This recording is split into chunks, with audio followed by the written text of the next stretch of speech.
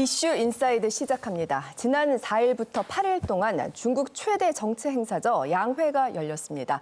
강준영 교수님 반갑습니다. 네, 먼저 안녕하세요. 이 양회가 무엇인지 설명을 부탁드릴게요. 네, 양회는 말 그대로 두 개의 회의라는 뜻이고요. 중국의 한 해의 정치 일정을 알리는 전국 인민 정치 협상회의 그리고 의회격인 전국 인민대표대회를 얘기하는 겁니다. 이 전국 인민대표대회에서 정부 업무 보고가 이루어지거든요. 그 업무 보고가 바로 한 해의 중국의 정치, 경제, 사회, 문화 모든 분야의 시정 방침을 얘기하는 거기 때문에 관심을 끄는 거고요.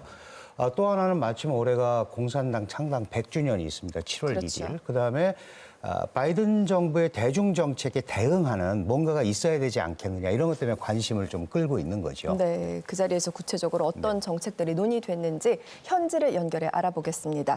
베이징 조성원 특파원, 작년과 달리 올해에는 양회 전국에서 참가자 5천 명이 베이징으로 모두 모였다고요? 네. 이 전인대 대표가 대략 3,000명, 정협위원이 2,000명 정도입니다. 코로나19 때문에 지난해 양회를 2달 미뤘던 것과는 달리 올해는 제때 모여서 치렀습니다. 비결은 백신입니다. 중국 시노팜 백신을 맞았습니다. 중국 국내에서 발병한 이 코로나19 확진자가 한 달 넘게 없다는 게 중국 당국의 설명입니다. 그렇군요. 그리고 이번 양회에서 홍콩 선거제 개편안이 화제를 모았는데 당시 현장 분위기가 어땠습니까? 네, 이 전인대 마지막 날 선거제 개편안이 통과됐는데요. 이때 유난히 박수 소리가 길고 컸습니다. 이 외부 세력을 막겠다는 취지라지만 게임의 룰, 선거 규칙을 정하면서 홍콩 야당은 배제됐습니다. 주요 경제 정책도 함께 발표를 했는데요. 이번 양회의 핵심 내용 정리했습니다. 반대는 한 표도 없었습니다. 이른바 애국자가 다스리는 홍콩을 만들겠다며 중국 전인대가 홍콩 선거제 개편안을 통과시켰습니다. 维护国家主权、安全、发展利益，维护香港宪制秩序的坚定决心。 선거 출마자의 자격을 별도 기구로 심사하고 행정장관을 뽑을 때도 시민들이 선출하는 몫을 줄입니다. 이미 지난해 홍콩 보안법 통과로 100여 명이 체포된 홍콩 범민주 진영은 또 한 번 타격을 입었습니다. And we are afraid we will lose our freedoms. We will lose our personal safety and the rule of law. Are you afraid you will be silenced too? I'm not saying I'm not afraid, but I don't want to be intimidated into silence. If I feel something, I should speak out. 홍콩 보안법의 항의에 홍콩의 특별 지위를 박탈했던 미국은 이번엔 타이완 해협에 구축함을 투입해 무력 시위를 하고 전방위 압박도 예고했습니다. Not holding back on issues and concerns we have, whether it's on Taiwan or recent, efforts to push back democracy in Hong Kong. 중국은 양회 기간 주요 정책 방향들을 잇따라 발표했습니다. 백신을 접종한 2,900여 전인대 대표들이 한자리에 모여 주요 정책안들을 처리했습니다. WHO가 코로나19 팬데믹을 선언한 지 꼭 1년이 되는 날이기도 합니다. 중앙의 투자 개발을 전년 대비 10.6% 확대해 기술 혁신과 자립형 산업망 구축에 힘을 쏟기로 했습니다. 산업 인터넷과 5G 등에 집중 투자하고 자국 제품의 품질 향상에 주력합니다. 경제 성장률 목표를 예상보다 낮은 6% 이상으로 잡은 건 미국을 자극하지 않기 위한 도광 양회 전술이란 평가도 나왔습니다. 지금까지 베이징에서 전해드렸습니다. 네, 경제 성장률 목표치 그리고 도광 양회 전술이라 교수님 이게 정확히 어떤 뜻인가요? 네, 우선 도광양회라는 것은 이제 밤에 칼을 갈면 그 달빛에 섬광이 비치거든요. 그러면 네. 칼 갈고 있구나 이걸 알잖아요. 그러니까 그거를 숨기면서 칼을 갈겠다는 뜻입니다. 다시 말해서 모르게 힘을 기르는 이런 걸 얘기하는 건데 이게 이제 삼국지에서 유래가 됐는데요. 유비가 조조의 식객 노릇을 할 때가 있었어요. 그런데 좀 어리숙하게 보여야 되지 않겠습니까? 그래서 가장하면서 힘을 키웠다 이런 얘기인데 지금 특파원도 보고를 했지만 전 세계적인 그 경제 예측 기관들이 올해 중국 경제 성장이 8% 이상일 거다라고 예상을 했는데도 6%를 제시했단 말이죠. 그러니까 불필요하게 혼자 잘 나가는 모습을 세계에 보여주지 말자. 특히 미국에 이제 이런 의도도 그 안에 들어 있는 거고요. 또 하나는 지금 코로나 상황이 여전히 유동적이고 국제 정세도 어떻게 될지 모르기 그렇죠. 때문에 약간 보수적인 이런 계산을 해서 6%를 제시한 게 아닌가 이렇게 판단이 됩니다. 그래서 미중 전략 경쟁에서 이런 표현이 있습니다. 미국은 펀치 게임을 하고 중국은 맷집 게임을 한다 이렇게 얘기를 하는데요. 그래서 어떤 차이일까요? 자극하기보다는 몸집을 불리고 좀 내공을 쌓겠다는 그런 의도가 좀 있는 것 같은데요. 실제로 이번 양회에서 14차 5개년 계획도 그렇고 2035년까지의 장기 발전 전략도 그렇고 핵심은 두 가지입니다. 내수 시장을 강화하고 과학기술을 자립하겠다 이건데요. 그리고 리커창 총리가 로봇 기술이나 인공지능 그리고 바이오 기술 등과 같이 기술 연구 개발에서 작년에 최대로 많이 투입을 했는데요. 423조입니다. 근데 이것보다 더 늘리겠다고 지금 얘기를 하고 있습니다. 그래서 이걸 10년간 단 하나의 칼을 갈고 이렇게 힘을 키우겠다. 이것이 중국의 전략으로 보입니다.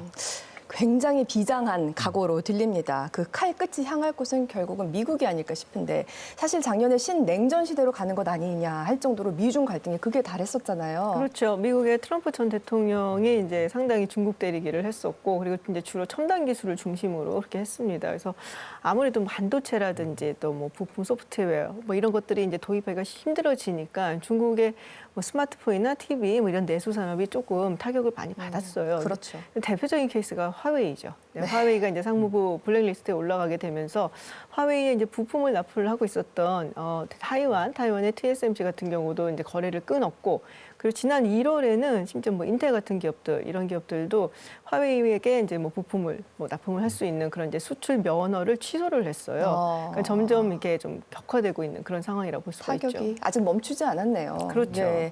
그런데 최근 이 바이든 정부도 보니까 화웨이 때리기에 같이 나선 것 같던데요. 네, 맞습니다. 그 기업들에게 이제 5G 관련된 부품을 화웨이에 못 팔게 했는데요. 지금 사실 트럼프 때도 그랬지만 바이든 정부는 지금 대중 압박 정책을 계속하겠다는 거고요. 특히 이 기술 패권이 다음 세대의 패권을 결정한다는 생각에 이 부분에 대한 대중국 압박을 한층 강화할 가능성이 큽니다. 네, 그런 의미에서 중국도 물러설 수가 없잖아요. 그러니까 미국의 영향을 안 받으려는 그런 노력을 해야 되는데 거기에 핵심이 바로 지금 말씀하실 과학기술 혁신입니다. 결국 내가 기술을 갖고 있지 않으면 강력한 산업 경쟁력도 가질 수 없고 그게 없으면 미국과의 경쟁이 에서 질 수밖에 없다. 이런 생각을 하는 거거든요. 그러니까 지금 이미 미중 갈등이라는 이 구조는 변수가 아니고 상수가 된 거죠. 네. 그런 의미에서 우리가 이 전략적으로 이런 부분에 대한 이해를 제고시키고 이 갈등 구조를 잘 이해를 해야 됩니다. 알겠습니다. 그리고 미중 갈등의 뇌관 중 하나가 또 홍콩 문제잖아요. 앞서도 살펴봤습니다마는 미국의 경고에도 불구하고 양회 마지막 날 홍콩 선거제 개편을 강행했어요. 네, 이게 선거제가 개편이 되면서 홍콩의 이제 야권인 민주파 의원들의 의회 진출은 뭐 사실상 불가능해졌다라고 그렇죠. 보여지고 일국 양제도 끝났다라고 지금 평가를 받고 있습니다. 그러면은 이제 미국의 대응이 어떻게 될 것이냐라는 얘기가 나오는데요. 트럼프 전 대통령 당시에 홍콩 민주주의 인권법이 통과가 됐고 또 거기에 기반을 해서 여러 가지 행정명령에 서명을 한 일이 있습니다. 뭐 바이든 대통령도 그와 뭐 크게 다르지 않을 거라고 보여지고요. 그리고 또 이제 인권 문제에 굉장히 관심이 많기 때문에 뭐 홍콩까지 해서 뭐 티벳, 위구르, 신장 다 인권 문제를 공론화시킬 가능성이 커 보이고 네. 또 미국 의회는 의회대로 그 홍콩 인권법보다 좀 더 강한 법안을 발의할 가능성도 있습니다. 네. 네, 이런 미중 대결 구조가 트럼프 때는 1대1이었고요. 이제 바로 중국 직접적으로 압박을 가했는데 바이든의 방법은 이제 우호국이라든지 동맹국을 모으겠다는 것이고요. 그 한 예가 이제 어제 있었죠. 쿼드 정상회의가 있었습니다. 네. 중국을 딱 꼽지는 않았지만 지적하지는 않았지만 말만 중국에 안 대한 했죠. 견제를 했고요. 그 중에 하나가 이제 구체적으로 백신 외교를 지금까지 중국이 했었는데요. 개발도상국에 대한 거기에 대한 견제를 하겠다는 의도를 내비쳤습니다. 중국이 가만히 있지 않을 텐데요. 네, 그렇습니다. 중국은 일단 기본적으로 이 바이든 행정부의 대중 인권 압박에 대해서 그건 철저하게 내정에 관한 문제고 그걸 계속 얘기하면 내정 간섭이 된다라는 원론적인 얘기를 계속 하고 있고요. 중국도 이제 우군을 또 확보해야 되지 않겠습니까? 지금 방금 김 원장님께서 얘기하셨지만 중국 대 국제사회 구도를 만드니까 중국도 자기 우군이 필요합니다. 그래서 국제 통상질서 재편에 아주 적극적으로 나서면서 작년 11월 15일에 RCEP이라고 하는 영내 경제 동반자 협정, 한중일 플러스 아세안 국가들입니다. 이렇게 하면서 자신들과 같이 갈 수 있는 그런 흐름을 지금 열심히 만들고 있는 거죠. 네, 그러니까 중국의 기술 자립 투자부터 시작해서 동맹들과의 연합 전선 대결 구도로 미중 경쟁이 심화되고 있다라는 말씀을 해주시고 계신데 이런 대치 상황이 우리에게는 과연 어떻게 적용할 것인가 이게 또 무척 궁금합니다. 일단은 뭐 기술 패권 경쟁에서 우리가 뒤처지면 안 되는 게요. 사실 이제 지금 중국이 주력 산업으로 주목하고 있는 분야, 뭐 반도체라든지 조선이라든지 여기가 또 우리의 주력 산업이기도 해요. 그래서 그렇죠. 중국이 여기서 만약 우위를 점하게 된다면은 사실 우리 기업에도 상당한 타격이 있을 수밖에 없습니다.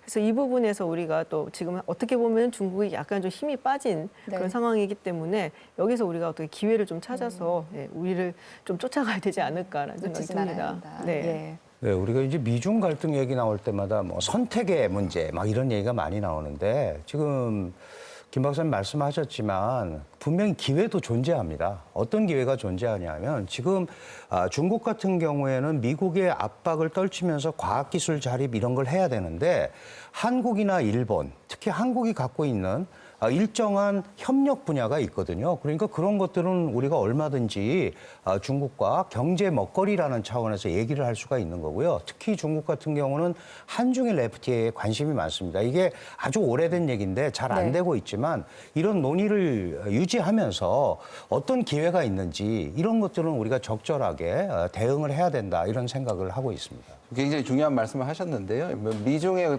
대결 구조는 구조적이기 때문에 우리한테 어려움을 줄 수도 있지만 기회가 될 수 있는 측면이 있고요. 그래서 사실상 외교 전략을 치밀하게 짜야 되는 이유고요. 다음 네. 주 17일에 지금 미국의 외교 국무장관 그리고 국방장관 우리나라에 오는데요. 맞습니다. 일각에서는 쿼드에 대한 압박이 있을 거라고 하는데 제가 아는 한에서는 아직은 아니고요. 적어도 동맹국들을 불편하게 하지 말라. 동맹국들의 얘기를 듣겠다는 스테이지입니다. 그래서 이 부분에 대해서는 우리 장기적으로 충분히 준비를 해야 될 것 같습니다. 알겠습니다. 세 분 말씀 고맙습니다. 중국 양회를 통해서 미중 갈등과 그 속에 처한 우리의 위치까지 살펴봤습니다. 더욱 현명한 전략으로 이 시기를 잘 헤쳐 나가야겠습니다.